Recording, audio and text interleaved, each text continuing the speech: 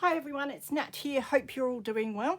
I am on with my first Secondhand Sunday collaboration video. So it's an open collaboration where if you get secondhand goods, then do a video and put your video up on Sundays with the hashtag Secondhand Sunday. That way we'll be able to find each other's videos and we'll have something fun to watch on Sunday nights, and we'll be able to compare all the junk and rubbish that we've found. As you can see, I've got a bit of rubbish here. So, yeah, like I don't necessarily have secondhand goods each week, so I won't be able to put up a video every Sunday, I don't think. But I think if enough of us get involved, there's always going to be something for us to watch. So I'd love it for you all to join in wherever you are. Yeah, here in Australia, we call them op shops or secondhand shops. So I thought I'd make it Secondhand Sunday. And it can be bits and pieces that you find for any craft, really. You know, I mainly make junk journals, but I do other stuff every now and again. So just show us whatever you find and tell us what you might do with it. Yeah, I love looking at what other people find in the shops, so I think that will be just great fun.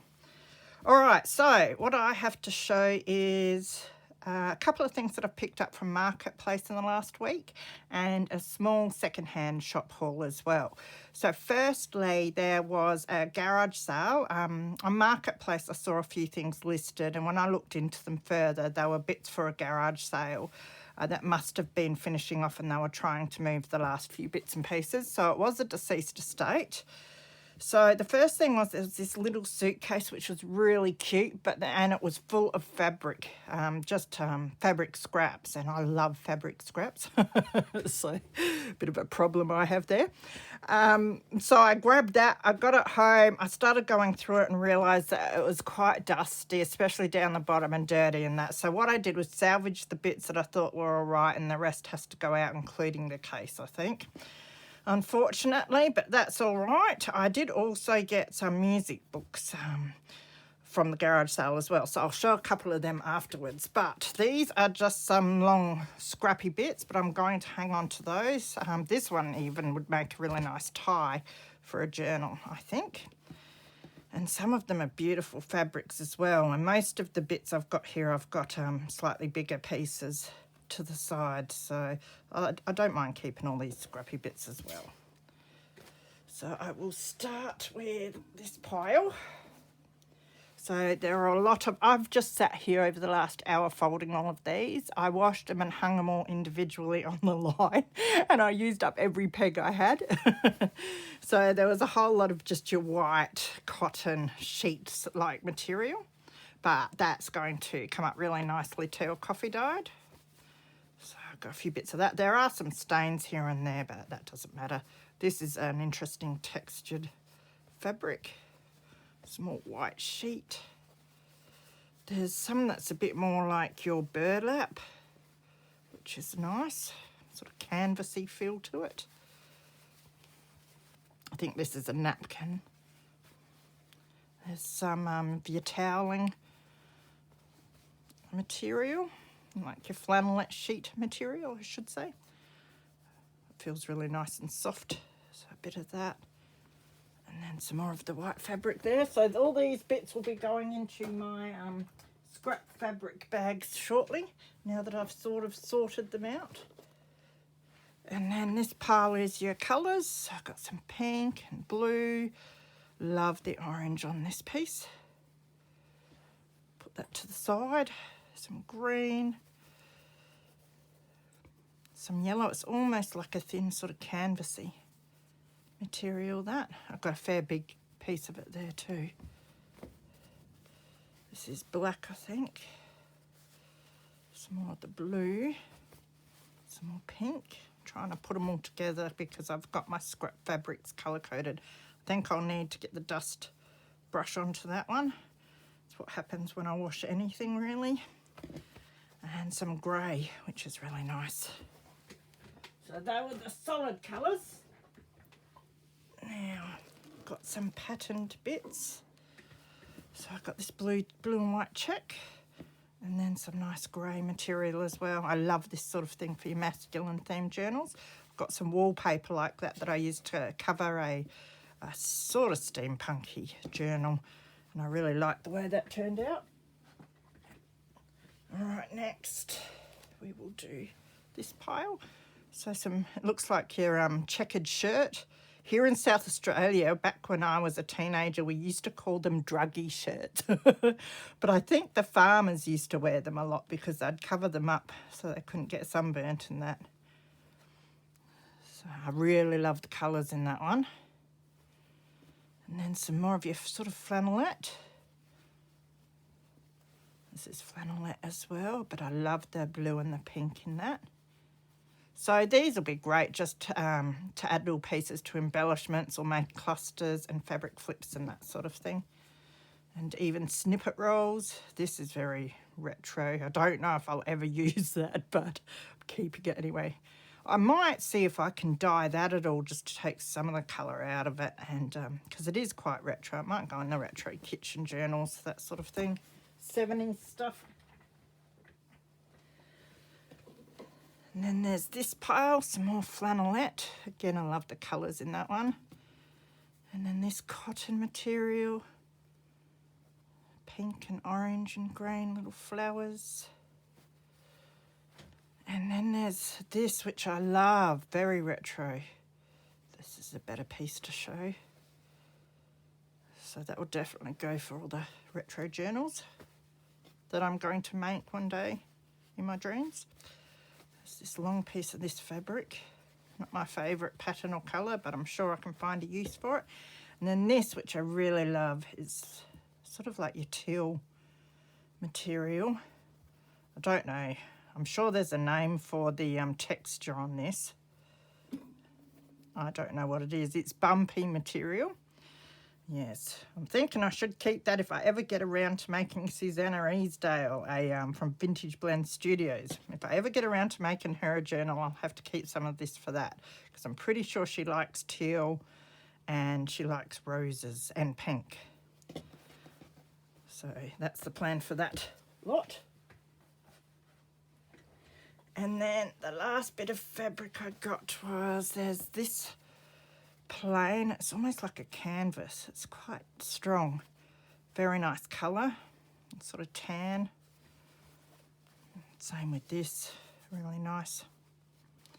And then one of my favourites, I really like the orange retro stuff, and I love that pink and teal rose one, but this would have to be my other favourite.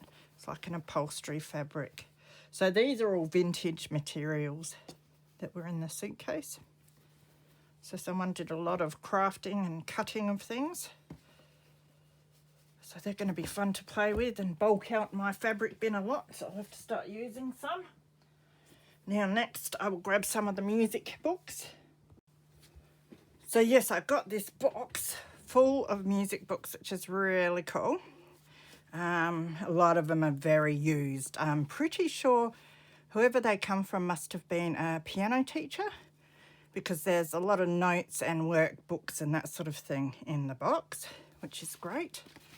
So I've just grabbed a few out to show you. You don't need to see them all, it would take forever. So this is the Australian Manuscript book. So there were a lot of these that have been written in and that, which I think is really cool.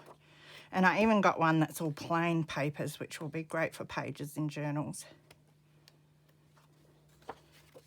Very old. This is Strauss, whichever way you say it, for piano. I love the cover on that one. The sticky tape in there and the colour of the pages. So I won't be short of sheet music for a while. Now heaps of the books have been covered, scrapbooked over. So this is what our page is going to look like in about 50 years, ladies. So it looks like they're the magazine pictures that have been decoupaged on there. So this is Mendelssohn and Bartholdy. Love how many notes there are on some of these. Really busy songs.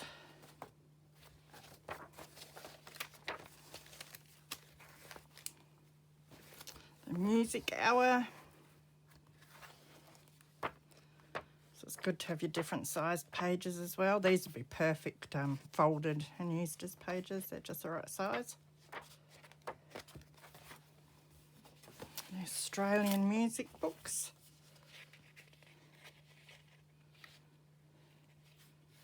Can never see a date on these things. Might be 1934 because that's what it says down the bottom there. So, but as I said, they're very well used and most of them are falling to bits, which makes it easier to pull them apart. So again, this one's been take apart. Look, it's all lifting off.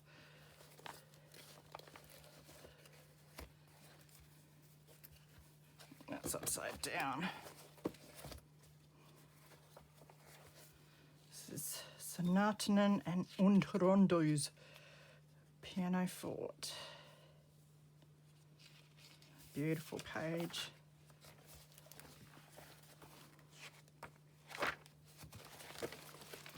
So that was it for the marketplace and the garage sale. So next I've just got a little op shop, secondhand store haul to show as well. So here are the items I got from the secondhand shop. So not very fun, more practical this time for a change. But I got these Geographic business cards. They're granite blue ones and it's a 200 pack. I thought these are really cool because you can alter them into little journaling cards. Or if I desire, I can make myself some business cards. Not sure if I want to do that though. It's a bit too professional for me. But we will see. But they would be fun to alter because you could leave them all together and do some jelly printing and colour in the background and then take them apart afterwards. So I thought that would be fun. And they look really cool with the granite blue. So I'll have some fun with those. And then there was another pack of business cards. These are just your white ones. So I mean, that must cost a fair bit if you were to buy these new. So for a couple of dollars for each pack, they're definitely worth it. Now this is a 400 card pack. And some of them might have been used because it has been opened, I think. But there's still heaps in there. Let's take that off.